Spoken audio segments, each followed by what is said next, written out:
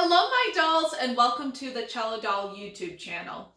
If you've clicked on this video, then that must mean you are going to be traveling with your instruments soon, or you might have a potential chance to travel, and that is so incredibly exciting. There are a lot of times in a musician's career where you may have to fly with your instrument. Traveling to various colleges for degree program auditions, ensemble auditions where you have to be there in person, or if you have the incredible opportunity to travel for a performance. In this video, I will outline tips that have helped me to travel safely with Mr. Celli on multiple flights. It's very normal to have some stress and anxiety around a trip with your instrument, but I really hope that this gives you ease of mind in what to expect as you walk up to that airport. So I'm going to break down this video into two parts. The first part, we are going to discuss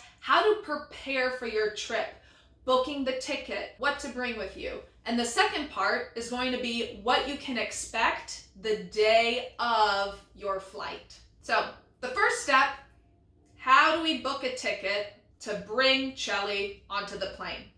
Yes, as a cellist, you will have to buy a seat for your cello. Otherwise, you will have to check it under the plane. Unfortunately, I have not seen any overhead compartments on planes in the US that could fit a cello. So the best way to ensure and guarantee that your cello gets safely onto that plane with you is to buy it a seat. On the bright side, it's a business expense, so it is a deduction for your taxes. I know it's not fun, it is expensive, but you know what's even more expensive is repairing a totaled instrument that was checked under the plane. I'm sure, like myself, you have seen your fair share of horror stories online about instruments that have been checked under the plane and come out in many, many pieces. So for a cello, the best way to avoid that scenario is to buy a ticket. Have a seat next to you where your cello will safely sit with you for the flight.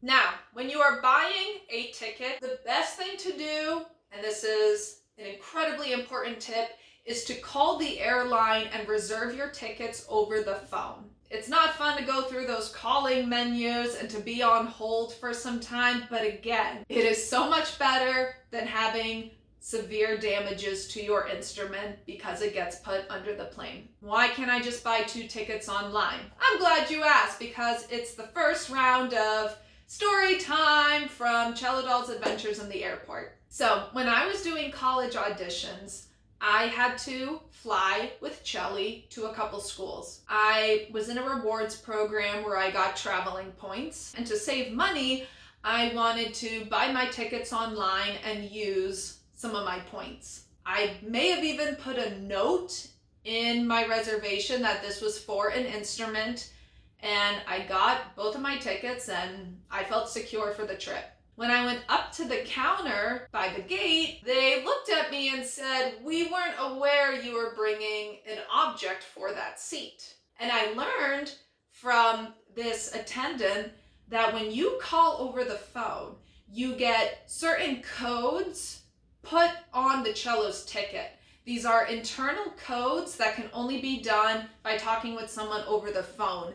You can't get these printed on your ticket if you purchase it online. So at the time, I was told by the attendant, because you are bringing on an object that is lighter than the weight of an average person, we have to triple check that the whole weight of the plane is going to be balanced. And that just made me get all wide-eyed, and I was in disbelief. Thankfully, it wasn't going to be an issue. I was able to take Celli on the plane with me in the intended seat, but I was very lucky. So to make sure you have the right codes and lingo on your instrument's ticket, you have to buy the ticket over the phone. Now, before you call the airline, it is best to already have the flight in mind that you want to book. We don't want any confusion about the date or the time or the city you're traveling to. So I highly recommend having the city, time, and date in mind of where you need to go for your travels. Now, when you call, it is very important that you use lingo that they will understand as somebody who books flight arrangements. If you tell them, hey, I'm calling to buy a seat for my instrument, they go, oh, a musical instrument? Well, what type of instrument? How big is it? How much does it weigh? It leads to a lot of questions, and the more questions you have, the bigger chance there is for a misunderstanding. So I always call and tell them, I have an oversized item, it's a fragile item, and I want to buy a C for it. I really try to be as clear as possible. 9 times out of 10, they know you're talking about a musical instrument anyways, but again, just to keep things simpler is best. Now, here is another important tip for when booking your tickets over the phone. Request to have your cello put in a window seat. Let's say your cello got put in the middle seat, you have the aisle seat, some other passenger is in the window seat. They are completely barricaded in because of your cello. That looks like a potential hazard in case of an emergency. That person can't get off the plane, and then the flight attendants are saying your instrument is inhibiting that passenger, and that situation might cause your instrument being moved. Going into this whole experience, you really want to make things as easy as possible. Requesting that your cello gets the window seat and you're in the middle seat, it is not going to be inhibiting any of the other passengers. Lastly, make sure you get a confirmation email for both tickets while you're on the phone with the person you bought them from. All right, so you got your ticket for yourself and your very own Shelly. How should you prepare the day before the flight? Due to the possibility of varying cabin pressure, I would recommend tuning your cello's strings down a whole step. In my experience, you don't have to go too wild in detuning the strings because we still want to keep the bridge stable and secure, and then making sure you have a hard case, something that is sturdy because you are going to be walking through an airport and an airplane. You want to make sure you have a sturdy cello case. Now, in terms of what can you bring on the plane with you, I really don't want to push the envelope when I am advocating for my instrument on a plane because the safety of my instrument is a top priority. So in terms of my carry-on bag, I would not recommend bringing a big rolling suitcase that's barely going to fit into the overhead bin. I usually have a weekender bag that is pretty squishy and malleable, so I can just push that under the seat, have that nearby. It doesn't look great if you have this cello case on your back, you have a